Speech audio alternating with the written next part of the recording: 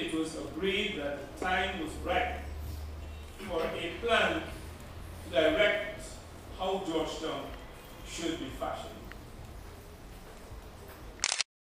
Barker plan, the Lane Avenue plan, and Georgetown has become a confused, congested place. A very excellent man came, Professor Akbar Khan. He's British but from Pakistan. He consulted all the agencies, held meetings at Tower Park Hotel, and produced a plan which was amended. That plan was accepted by the Jagdeo cabinet. The plan was a good one.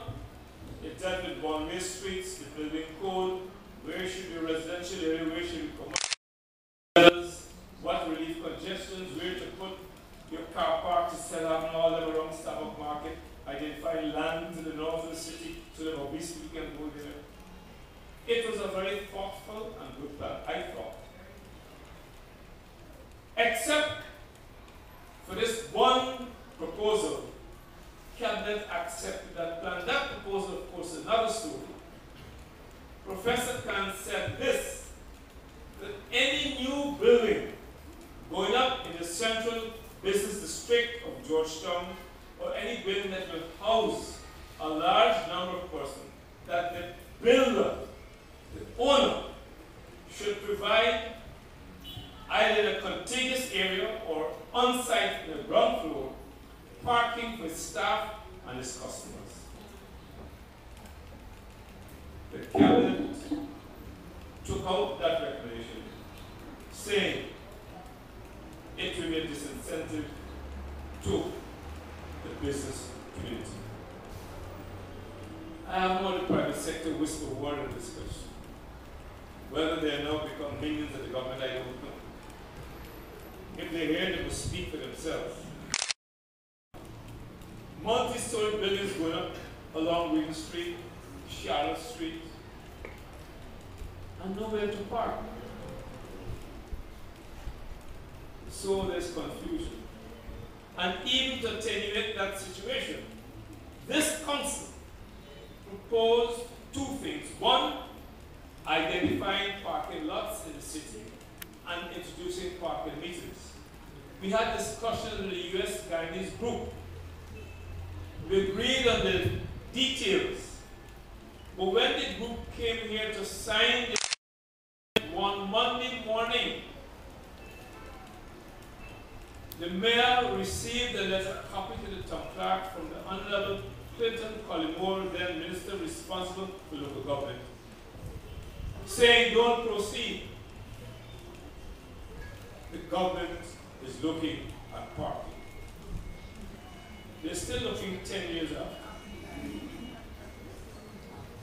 So that even within the government sector, you have GRA occupying the big Clico building in Camp Street, where they have hundreds of staff and people who go to do business with them. So they have no parking. And somebody suggested the absurdity to me. I don't know if the coalition is here, that we use parade ground for parking. I said, that matter I will not even take to council, no way. So you see what is going on? I understand that they got land from somebody who owns the corner lot at Camp and Common Street. But that can't take off the amount of cars in the park. I just give an example to show that somebody, somewhere, has set out to damage the city. But I shall reply to a statement I saw in today's newspaper by my good friend Alan Fenty before I take my seat. So that vital to that is a plan. And we are asking that we proceed. There's a lot of talk, but this council with all of its shortcomings, and we do have a lot of shortcomings at institutional level, disunity and people wasting time talking. But the fact is that this council over time took account of the state of the city and sought to correct it. We had the Libert report, which dealt with the engineering department. Nothing happened because the bureaucracy felt it would interfere with the behavior pattern of certain building officers. We introduced the Warden Corps, and I remember how the bureaucracy resisted it with the help of the minister. But the Warden Corps was intended to interface, to have intercourse with the community, and report back to us when they say that they serve the canal and they may only work 1 hour, to come back and tell us. So we have a connection with the community. And what is more important, the Warden Corps was intended to receive information from the engineer and the health department of work they plan to do in the particular communities, so that we will inform the communities in advance. What happens now? You see some men turn up at 8:30 when they should be here for 7, work for an hour and a half, and the people don't know what is going on. So you can't get the cooperation of the citizens. That was destroyed. We have the Lynch report, the Sandra Jones report, and more recently, the Burroughs report. And among the things we did, because this review must tell us, and I should refer to a statement the minister made at HWAT, that we have not been idle nor moribund. At a session at the hotel in Commerce Street, we invited the then Chancellor, Madam Delville Bernard, and the then Chief Justice, Honorable Carl Singh. We poured our hearts out to them and pointed out to them, and him, in fact, was the skillfulness of the judiciary. They agreed on 2 things: to support a recommendation for a municipal court, so that our matters, whether coming from the health department, engineering department, or the constabulary, will not have to wait on the long line of a fractured judicial system. We just opened a lot of fanfare, blocking off the traffic, their sizes. 200 cases, when the last assizes only needed 20 others. So people are languishing in prison for years. And justice delayed.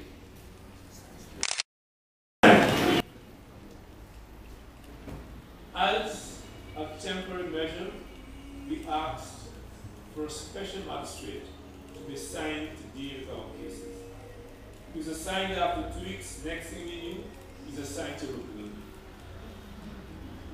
The public need to know that we have made efforts to change things. There's a problem with evaluation division, which I wouldn't spend too much of time, except that we still have people paying small amounts. And let me say this. Go downstairs as I speak to you. The Treasury Department can't cope with even those who want to pay.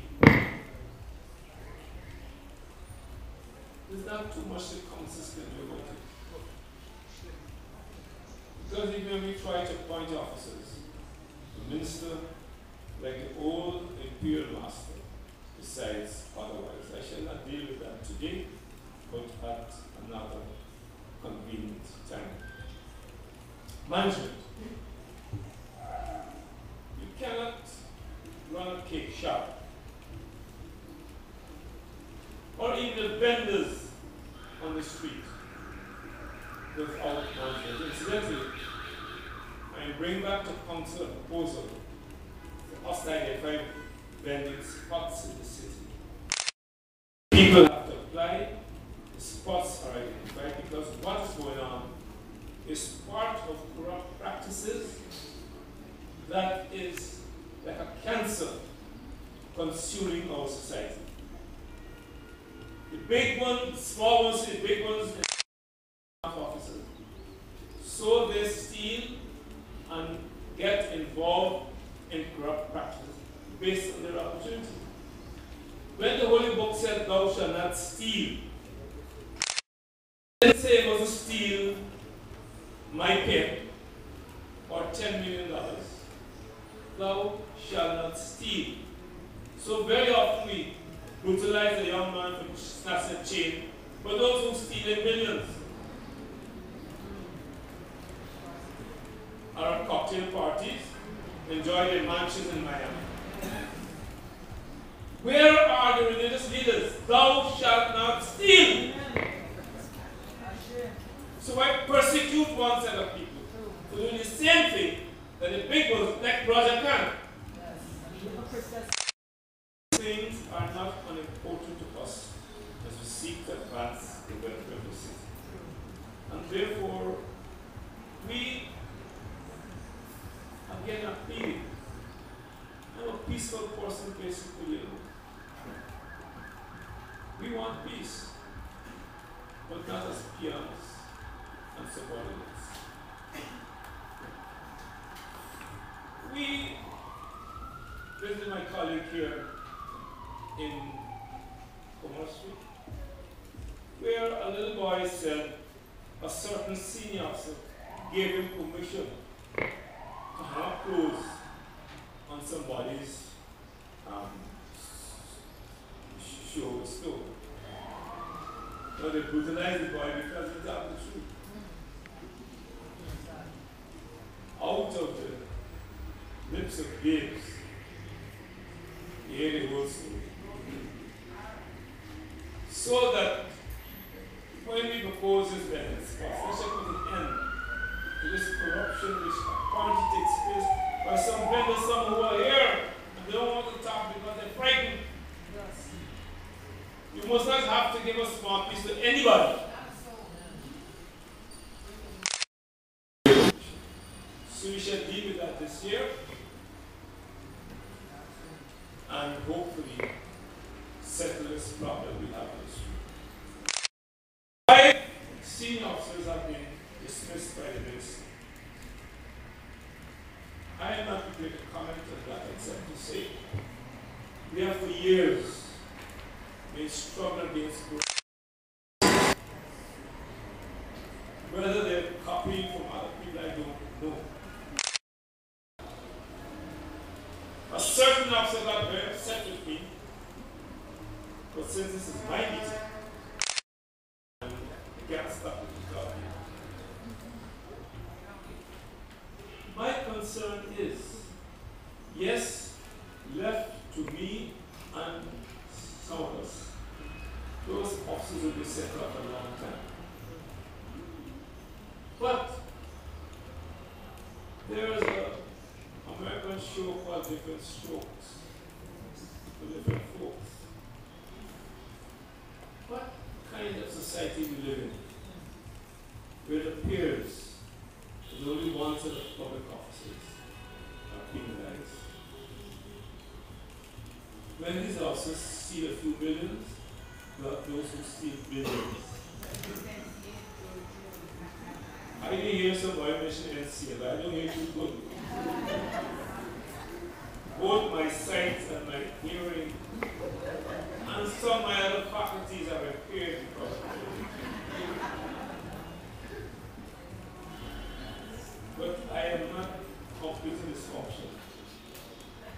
So we are seeking this year to get the officers to do their work.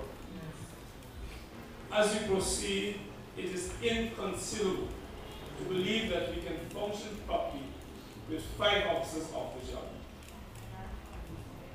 This is not an indictment against the individual. It isn't great. This council needs a legal officer. We have the same officer function talking about. She's not a superwoman.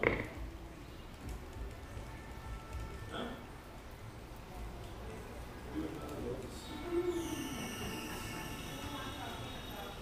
She's biased. But I use it as an example to say that what the ministers put us in is a difficult situation. And I hope that we should advertise very sharply and fill those vacancies. I want to remind you that I got information that at 2008, a meeting was held under the Municipal Street House to decide on the charter for the Georgetown municipality. That's sad, but that is the problem. The other inhibition we have is money. I will not take your time because I've talked with this ad nauseum. Even love nowadays can't run without money. If it is the Shakespeare and those fellas, they tell what love makes the world go wrong. But the fact is, in the reality of the modern world, even love needs a little bit of money as fuel to keep the flames alive. And all our efforts, I repeat, all our efforts to raise money, all of those efforts have been frustrated. Everyone. The media is aware of them, the lottery, the car, everything. Again, His Excellency the President has been written to 2 letters. He has an opportunity now in this new dispensation, my peacefulness, my public declaration to work with all to deal with this sad situation. I want to deal now with something that affects us badly, garbage. Seems to me that, again, this issue is being made a political issue.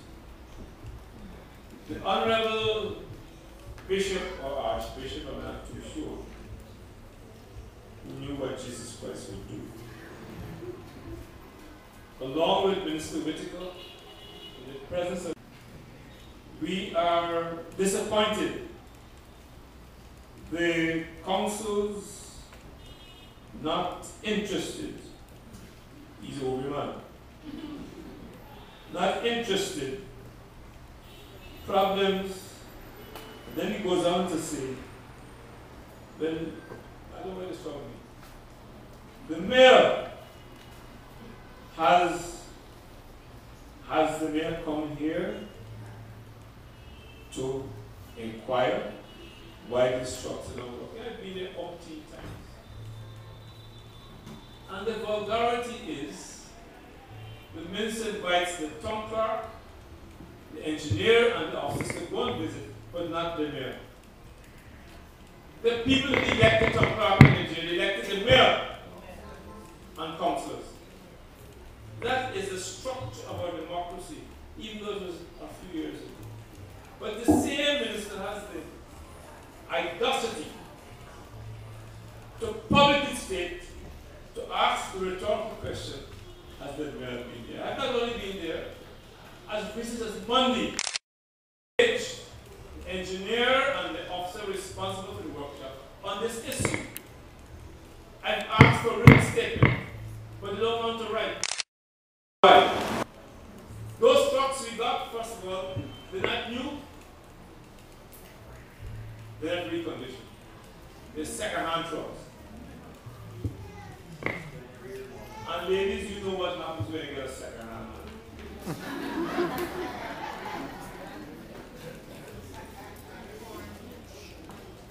Not reconditioned.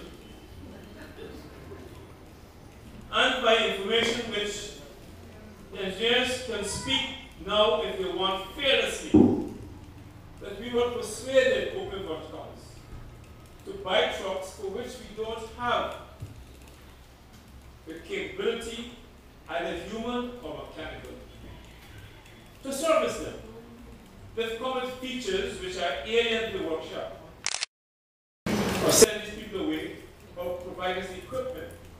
So somebody want to sell something. And I have not received the report, but he can't deny it. The engineer admitted to me that only at that meeting on Monday, that he received the envelope with the manuals from the supplier to service these trucks, with Food Simmons' propaganda to ask the rhetorical question whether the mayor has visited, and that we not interested.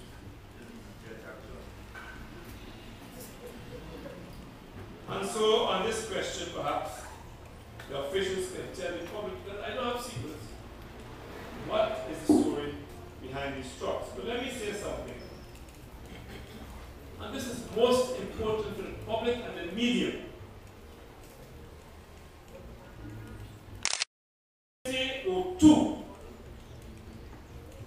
when the Georgetown solid waste program was proposed, I asked that the facility at H. Bosch be ceded by Gaisuku to the council because the project was the Georgetown solid waste project. The big government intervened and said, no, Gaisuku can't give any land. So in 2002, the land was handed over by Gaisuku to the central government. The land at H. Box. You remember that Rambo Gas and others objected because it's a place to interfere with their housing facilities. So a special road was built. On the 22nd of February, 2007, listen to me carefully. On the 22nd of February, the day before Republic, the contract was signed between IDB and the government of Guyana for the Georgetown Solid Waste Project. Crucial, cardinal, important, vital to that process was what is known as a public awareness program. Monies were put aside for that. This is necessary once you will deal with solid waste, to talk to children, put up movies, leaflets, put in place systems to persuade people how to dispose of their waste. Any society, whether it's in China or England or the United States, you need to educate people as to their responsibilities and what they need to do. That is what public awareness means. So vital to that component, awareness program signed on the 22nd of February 2007. I have pleaded, begged the government to put this in place because we don't have a facility to control the radio station. We have one PR. Papers. The government, for some inexplicable reason, failed or refused to implement that vital aspect of the plan. The original plan proposed by Dr. Bible Shuri